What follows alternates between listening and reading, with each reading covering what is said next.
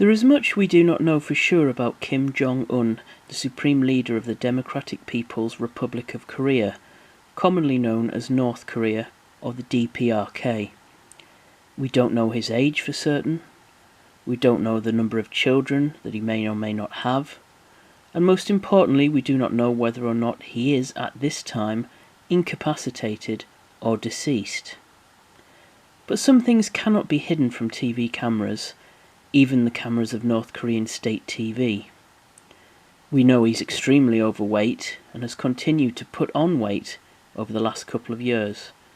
We know he smokes, and we've seen him struggling to walk and use a cane at one point. As someone estimated to be in his mid-30s, possibly 36, he's not in good health. His wife, Ri Sol-ju, has said she has asked him to cut down or stop smoking, but that he does not listen. His father, the previous North Korean leader, Kim Jong Il, died of a heart attack, as did his grandfather, Kim Il-sung, who was also the founder of the DPRK. He therefore has a family history of heart problems.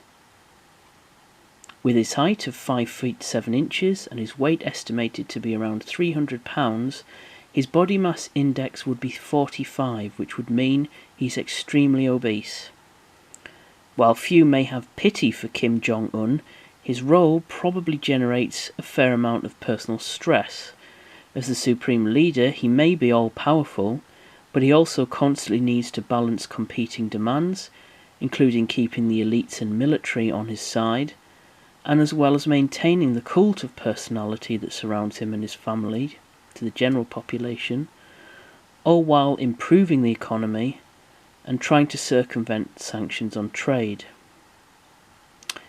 Information is of course tightly controlled in North Korea, but the fact that Kim Jong Un was not present for 2 national celebrations recently, the Army Day celebrations, which could be particularly insulting to the military as the regime is almost completely dependent on them and their support. Indeed, Kim Jong-un's father instituted the Song-un policy, which is a military-first policy where almost all resources are diverted to defence. More importantly, he's also missed the annual Day of the Sun celebrations for the very first time. The Day of the Sun commemorates and almost deifies his grandfather. This would normally be a breach of traditional filial piety, which is called hyodo in Korean, and is a natural duty of any Korean, let alone the grandson of the godlike founder of the country itself. Kim Jong Un is still a relatively young man. He came to power ahead of time because his father died suddenly. He had only 1 year of preparation, whereas his father had 20. Kim Jong Un therefore had spent much less time being prepared to lead his country. His young age means he will not have children old enough to take over if he is dead. This is important because North Korea functions almost like a monarchy rather than a standard communist country. The Kim family have almost holy status, with purported supernatural powers such as control over the weather. This bloodline holds a crucial place in the country's identity and is known as the Paektu bloodline. Mount Paektu is an active volcano lying on the border with China. It is considered a sacred place in Korean folklore. It's claimed to be the birthplace of Dang-un, the founder of the first Korean kingdom thousands of years ago. It is celebrated as the birthplace of Mr. Kim's father, Kim Jong-il, and it also served as a key military base for his grandfather, Kim Il-sung, in the war against the Japanese. It therefore seems almost unthinkable that anyone but a Kim could be supreme leader of North Korea. But who could rule instead? Kim may have 3 children, at least legitimate ones, and South Korean intelligence believes his eldest son is around 10 years old, so far too young to take command. His sister, Kim Yo-jong, is his close aide and is often seen in the media. She's Vice Director of the Propaganda and Agitation Department of the Workers' Party of Korea. She was very prominent during the 2018 Winter Olympics in Seoul and has helped with negotiations. She seems like a natural choice for successor, but there's a big problem.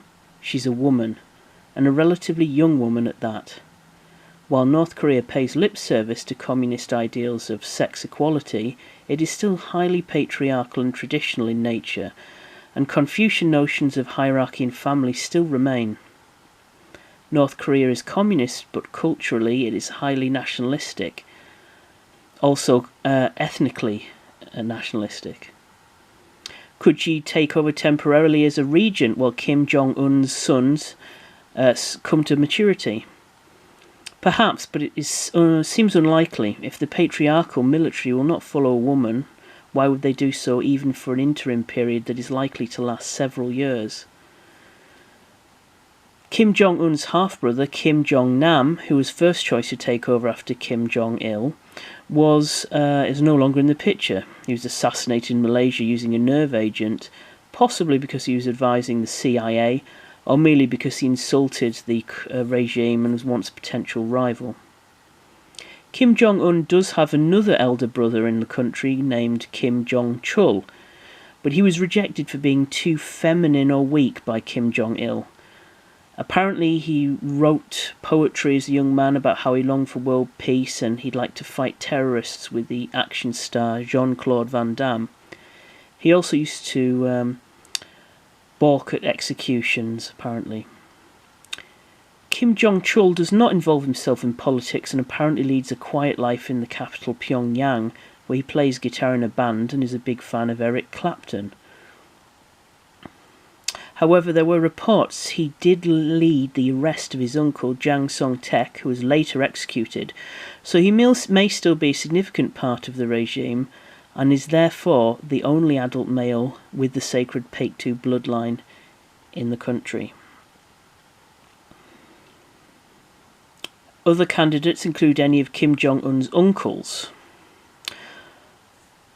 or even aunts. But whoever the new leader is, they will need the backing of the military and the elites of Pyongyang, who rely utterly on the status quo for their own survival. But if a power struggle ensues, it could conceivably lead to a civil war amongst the generals in a country armed with nuclear weapons, and sharing a peninsula with South Korea, an ally of the United States. China has a particular interest in the outcome. If the regime collapses, it could face millions of refugees streaming across its border, and also if Korea reunifies, it would then have an ally of the United States right on its border, as well as American troops and bases. If things go really badly, we could see Chinese interference and, in a worst-case scenario, an invasion in order to prop up the regime. Similar thing happened in the Korean War of 1950, a war which was never officially ended. This could then force the Americans to act and get involved in potentially a new Korean War, and leading to possibly even a world war. Let us all desire that does not happen, but the collapse of the regime will not be pretty or pleasant for the world, and especially for the unfortunate people of North Korea, who will once again be caught in the crossfire. Let us hope this time history does not repeat itself.